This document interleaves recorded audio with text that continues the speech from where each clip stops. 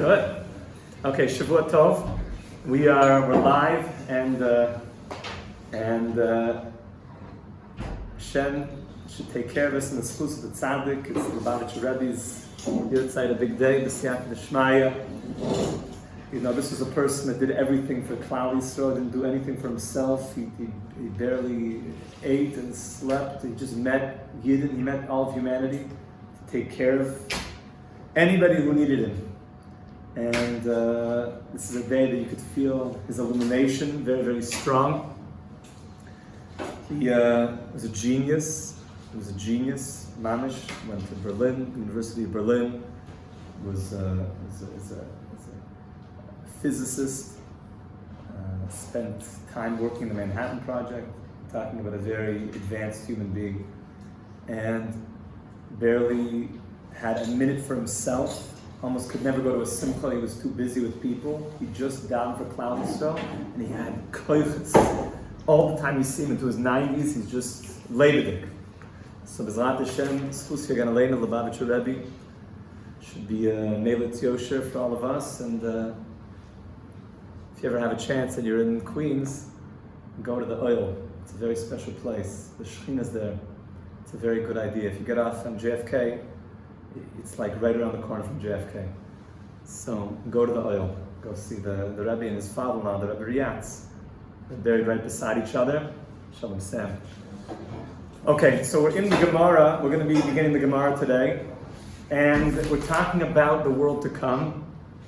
And we're talking about how to get there. And we want to be from those that are counted amongst the ones who make it to the world to come. And the Mishnah told us that Ana Kulam Tzadikim, that every single one of Klal Yisrael is going to the world to come, except the following. We mentioned that it says a few things that take a person out, God forbid. Of course, it means if you do tshuva, you're in. So the Gemara says, look inside the Gemara. Everyone should have the sheets we gave out, and if a person is watching, he doesn't have the sheets, it's Sanhedrin, Sadi, Amid Aleph, in the Gemara. So the Gemara says, V'kol kach lama. Meaning, we said if a person doesn't believe in the resurrection of the dead, he doesn't have a place in the world to come. The Gemara says, that's very intense. It's very intense. There's some that say, why does it say anybody who doesn't believe in the resurrection of the dead is not going to the world to come? It's asking why that was the first question. But the simple pshat in the Gemara is, kol kach lama, like why, if I don't believe that people are going to get up out of the ground, by the way, right there first, that's what it says. In the Mount of Olives, it's going to open up first. That's why everybody tries to get real estate over there. I don't mean, land. Well, I do mean land real estate. I don't mean building real estate. I mean, body real estate. Because that's going to be the first place it opens up when Mashiach comes, and you're going to be, it's something out of a Michael Jackson thing. Everyone's going to get up out of the ground. It's going to look much nicer than that. That's spooky. This is going to be with nobility in a dignified way, and they're going to come right here to the Beis HaMikdash. You're excited, right? It's happening. That's why people really try to be buried there on the Mount of Olives. So a person who denies that there's going to be a resurrection of the dead, yes, Sam? Do they actually hold that it's going to be the Michael Jackson's I don't think there's skeletons coming out of the ground, or is it like... Whatever the song is, it's like bringing back old memories. There's definitely going to be... obviously Michael Jackson's going to be the first to be resurrected. Other than that, is it really just, Yesh Chalken, but the Halloween town kind of... Al Kapanim. So that is... everything comes from the Torah. Everything comes from the Torah. We already mentioned the person doesn't believe in Tchias HaMesim. And we said he does believe in it, but not from the Torah. He also doesn't have a place in the world to come. Because where exactly do you believe in this concept of the resurrection, if not from the Torah? So I don't know what Michael Jackson's beliefs on Gemara are, and his connection to the Torah Shabbal Peh and Torah Sinai, but Some say that he was holding. if you could have a conversation with him and he says, I believe that when I wrote Thriller and they did the music video, that it was all based on when Moses received the Torah at Mount Sinai, And Moshe was Kibel Torah Sinai, Yisrael Yeshua, and Yeshua was Zakanim Lenevim, Nevim Yisrael Anshe Knes HaGedolah, and they gave it to the men of the Great Assembly, and then until this very day, and I'm part of that, a link in the chain, then we will say to Michael Jackson that, it appears that you are on track to at least have some, merit to come, at least on that belief, that you are meritorious to the world to come. Now there's 5 other things that we mentioned that would take a person out of the world to come, but at least on that one, he'd be in. So, I guess we won't know until he's asked. Everything comes from the Torah, and it's not going to be like that. It's going to be that yes, people are going to get up out of the ground, but exactly what it's going to look like. So the Gemara says you're only going to know when it fully happens. There's certain things that we don't exactly know. Some sources say that it will be the last body that you were in, which means people who are older will be older, people who are younger will get up younger. That's why I heard from Adis, he was saying at the Kaisel on the shloshim of those who died in Meron, the Bekroivei HaKadosh, those holy souls that passed away, 45 holy neshamas passed away in Meron, that they all came to the Kotel on the 30th day. And Rav Adis was speaking to them. It was very beautiful, actually. Rav Adis was like, his eyes were so bright and blue. He was like really with the people. It was so, I never saw his eyes for so long. It was really beautiful, actually. And he was talking, giving chizuk, and then he said, someone mentioned something about what it's going to look like for Tchias Mei. They were talking about the resurrection. And then Rav Adis said, we say in Shir HaMalos, Oz Yomalis Chayk Pinu. Oz. In the time to come, our mouths are going to be filled with schayk, with laughter. And the Gemara learns from that that's why you're not supposed to laugh so much now. You're not supposed to wildly laugh until Mashiach comes, because it says, Oz, then we're going to laugh. But now, until the Beis HaMikdash, you can't fully laugh in the same type of way. And then Rav Adis said another pshat. He said he heard from his grandfather, Rav Adis, that then we're going to laugh. Why? What's going to be so funny? So he said that, you could have a person, Hashem Yirachem, that loses, let's say, a son, and so the father was older. The father is, let's say, 50, 60. The son passed away when he was 20. But that son also had a baby. It's very sad that the son left behind a baby. And the baby grew up and he didn't have a father because the father was nifta when he was 20. But the baby grew up and the baby lived a long, ripe age until he was 90 years old. And then he passed away. So the father is 60, the grandfather is 60, the father's father was 50. So the resurrection is going to happen. The grandfather is going to get out of the ground. He's going to be 50 years old. The father's going to get out of the ground. He's going to be 20. His son's going to get out of the ground. He's going to be 90. So the father's going to see his 90-year-old. He's going to see his son, and his son's going to be a 90-year-old old man. He's going to look at his father like a young 20-year-old. And this is going to happen all over the world. There's going to be all these, Abba, and he's like a little, like a 16-year-old kid who happened to have a child. It's going to be, everyone's going to be laughing because people's grandparents and parents are going to be younger than them. It's going to be a very funny thing. So, that's what Rav Adis was telling. That he was showing that we're all getting up out of the ground. It's a real thing. The resurrection is very, very real. Death is not forever. It's a total temporary state. And we're all going to get up. And he was talking to parents who just lost their kids in Meron. And he was telling them that, there's a continuation to the story. Okay? So the Gemara is saying right now, Kol Kach Lama, but why is it so intense? So the Gemara answers, Tana, who kofar b'tchias ha-mesim? This person denied tchias ha-mesim. Kofar means deny. He went against tchias ha-mesim. Lefikach, therefore, lo yeh lo chelik b'tchias ha-mesim. He's not going to be part of the resurrection. right? You deny the resurrection. You say there's no such thing as resurrection. So exactly the thing that you deny, you are omitted from that very thing. Says the Gemara, Shekol midosav shel HaKadosh Baruch Hu midah keneged midah. All of the midot, all of the character traits, the way that Hashem deals with the world is what's called midah keneged midah. How do you translate that? Measure for measure. Tit for a tat. Whatever we do, Hashem always reflects to us. It's a very important thing. The Gemara just revealed a secret to us, that however we act in this world, you can expect to see God mirroring that to you. If you're benevolent, if you act with generosity, Hashem will be generous to you. If you act like Scrooge, you're stingy, Hashem will hold back blessing from you. If you're cruel, Hashem will act cruelly. Yes? Sounds a lot like karma. Is there a connection? So yeah, you're going to see in a moment that we do believe in, I wouldn't use the word karma, but we do believe in midah keneged midah. That what you do will come back. The reason why I say we don't, not call it karma, because there's a force that overrides everything. Which means at a certain point, there is a toggle switch that God can override for other considerations.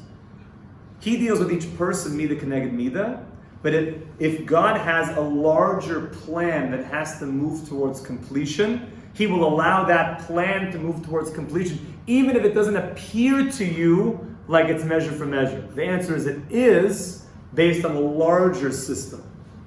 That's called the toggle switch, that God can always toggle something. To fully explain this is basically understanding how God, in the language of the Ramchal, has Hanhagas HaYichud and Hanhagas HaMishpat. That God, Mishpat, means like a king.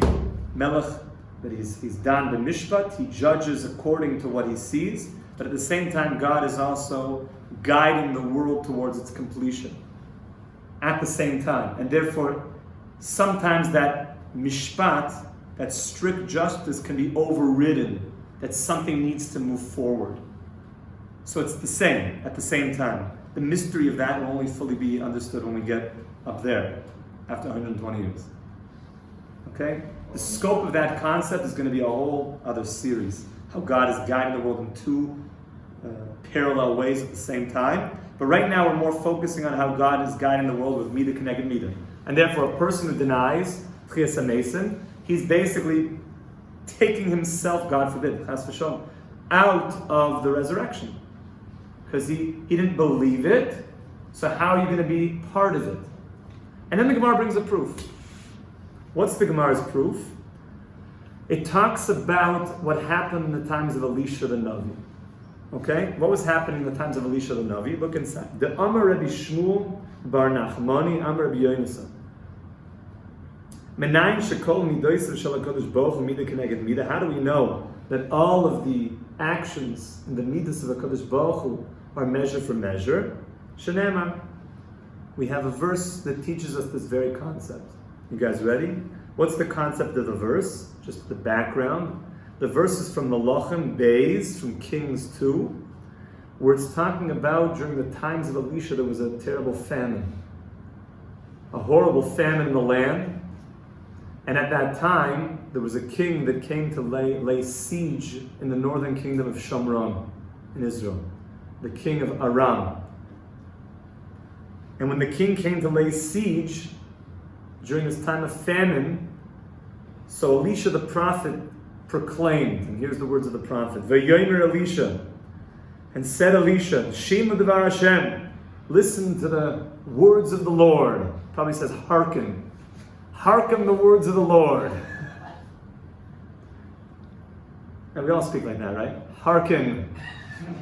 Ke'es machar, at this time tomorrow. And I suggest if you guys have the Gemaras, write these words in. If you didn't bring something like this, but this is called a pen. I found it. It's an ancient artifact that I found in a cave somewhere. It's from the time of David HaMelech. From the time of David HaMelech. There's such people that these things actually are still, you can find them in museums. But like I one time heard that leaders carry pens. I one time heard that, and it resonated with me. There's something about When you carry a pen, it means you're serious about it. You're serious. You write things down. Some leaders carry pens. So, at this time tomorrow, said the prophet, saw Silas b'shekel, a saw is a massive amount. The amount of fine flour that could be grown in a saw will be 1 shekel. That's at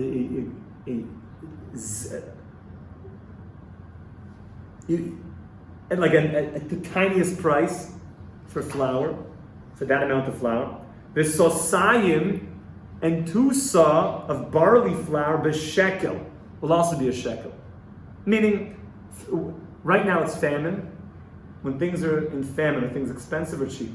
Expensive because it's valuable. You're trying to. It's like what's happening in America right now. The whole world, everything's going up. There's a famine. There's a spiritual famine, which is a famine. So everything's getting more and more expensive.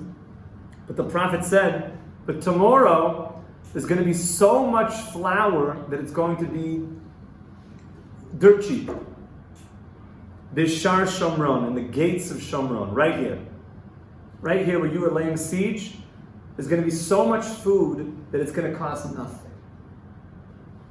Okay? That was the prophecy. Now, did the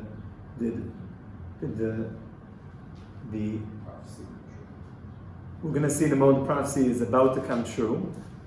But before the prophecy comes true, so the leader of the kingdom of Aram, the captain of the army, responded to Elisha in not the most favorable way. Okay, so what we're about to learn here, don't do this if you see a prophet, but also even if you don't see a prophet, be careful of saying these types of things to holy people. And then right away, the next verse says, Uksiv, V'yan ha-shalish, and the captain, the shalish, responded, V'yan means responded, Asher nishan al yodai, who the king himself, i.e. the lowercase king of Aram, was dependent upon. Es isha lakim v'yam, he responded to the man of God, i.e. Elisha, and he said, Hine, Hashem oisei arubais b'shamayim, would God open up literally a gaping hole in the heaven to bring down wheat? If God would basically open up a giant hole in heaven to bring down that much food, it would never become that cheap. And you're telling me that it's going to be so cheap to buy wheat? Even if God would open up the heavens, it could never become so cheap. It almost sounds mocking a little bit to the prophet. Like, not, wow, that's going to be, I don't know if that's going to happen, but come on. Even if God can't even do such a thing. He's just angry. He's angry? No, he's angry. He's hungry, angry. He's hungry, hangry.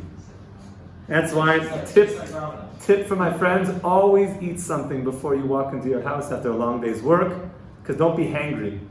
Don't be hungry and angry at the same time, because you don't want to take it on your kids. And it's just the easiest thing to do. Have a protein bar in your pocket, a Cliff Bar, whatever your thing is. Eat something that you don't go home on an empty stomach. Because it's natural human tendency. When a person's hungry after a long day, they're more irritable. And that's not fair to your wife and kids. That's not fair. Okay? That's just a side point. Hine Hashem oisei arubas hashamayim v'yad davar hazeh v'yomer hincha roya be'einecha misham lo yisaycha. The Sar, the captain of the king of Aram, said, could there be such a thing that even if God would open up all the heavens, it would never be so cheap? Next page. Rabbi says, Sadik on the days. Next Amud. And what happened subsequent to his comment? Essentially, pay attention, denying God's ability to bring that much wealth, to bring that much, to make it that it should be so cheap in the gates of Shomron. And later in the chapter Zayin, verse Chaf 20, Vayihi lo kain, and of course it was so, like the prophet prophesied. The year misu es ha'am bishar v'yomois, and this captain was trampled at the gates of Shomron the very captain that was standing, denying the words of the prophecy, was trampled physically by the very ones who were running to the gates to go and buy the cheap flour. Says Rashi, look at Rashi, the top Rashi on the right side. Vayihi loikein v'yir mesuois, and it was so, and he was trampled. The bedavar shekafar ba nidon, the very thing that he denied, he was judged in that thing. He denied that it could ever be that there would be such cheap food being sold in the gates. He denied the words of the prophet, and therefore shaloi achol misham. Therefore, he denied that there could be that food, and therefore he was not able to eat from that food. And the nirmas, and he was trampled by the very ones beragli aboim liknos. He was trampled by the very ones who came to buy the cheap food. Exactly in his where he was denying, mida keneged mida. Exactly in that way. And therefore, we're going to see more of this tomorrow. A person has to be very, very careful what he does, because Hashem will respond to him exactly the way that he acts. And the Mefarshim explained to us, the Chinuch and the Alshich, the Meiri, we'll see this more inside tomorrow, that when a person sees things happening to him, he should be mefashfesh b'maisav, he should search through his deeds.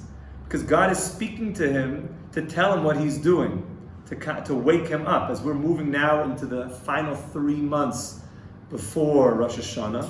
Rosh Hashanah is only 86 days away, my friend.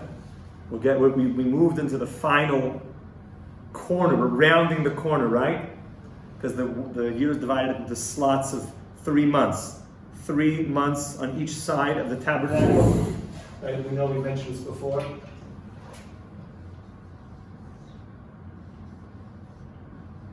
The way that the Jews encamped in the desert was the Machane Shechina. This is where the Aron was, in the Mishkan, the tabernacle. Then the Leviim were here, and then the tribes were camped on the outside.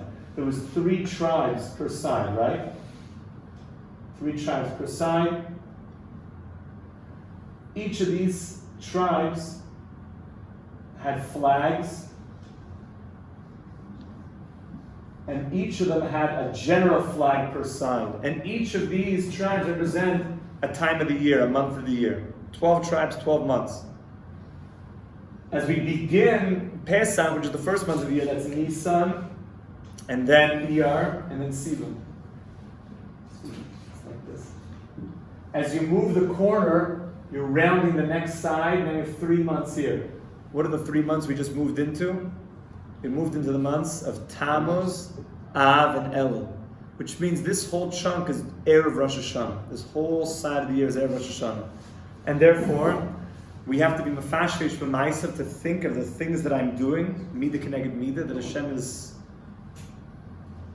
trying to speak to me and wake me up. There's one more line in the Gemara. The Gemara asks the question, hold on, wait a second. You tell me that the reason why he was trampled was because Hashem is working from measure for measure. No, maybe the reason he was trampled is because the prophet gave him a curse. Nothing to do with God. It was the prophet's curse that caused his demise. Says the Gemara, Dilma kilmas Elisha garmale. Maybe the klala of Elisha Garma caused him to have this. The Amrav Yehuda, Amarav, the Rabbi Yehuda named Rav said, Kilas chacham afilu al chinam huba. The curse of a wise man comes even if maybe all the factors aren't there. That's why be careful. If a wise man says something that's not so favorable, you have to be careful that it could come true, even if all the stipulations are not in place, because his words are powerful, like we found with Yaakov Avinu and Rachel. So the Gemara answers no. In Cain, if the demise of this captain of the army of Aram was because of the curse of Elisha, the verse should have said, Yilichtayv Kra, the year Mesuhu, v'yamaisu, and they trampled and killed him. What does it say? My bishar. The verse said what? Vayihi Cain v'yir Mesuhu ha'am bishar, and they trampled him in the gate. Why did it say in the gate? If the cause was Elisha, why does the Torah have to point out the gate? The Gemara answers, Al Iske Ashar. They trampled him on account of the prices. Shar could also mean gate, but it also means the price. The shar, the evaluation of the prices. He denied that God could make so much flour that the price would go down to 1 shekel. So he was trampled on account of the shar, on account of the price. End of Gemara. Tomorrow we're going to mention a little bit more how to understand God working measure for measure, and to go into proofs from the Torah that the resurrection is in fact in the Torah. If anyone ever asks you, so where is the resurrection found inside the Torah? Where is it alluded to, the resurrection of the dead? You're going to have what to tell them in definitive language. You should be zeicha to be from those that are getting ready to be dancing with Mashiach. Amen. Kol tov.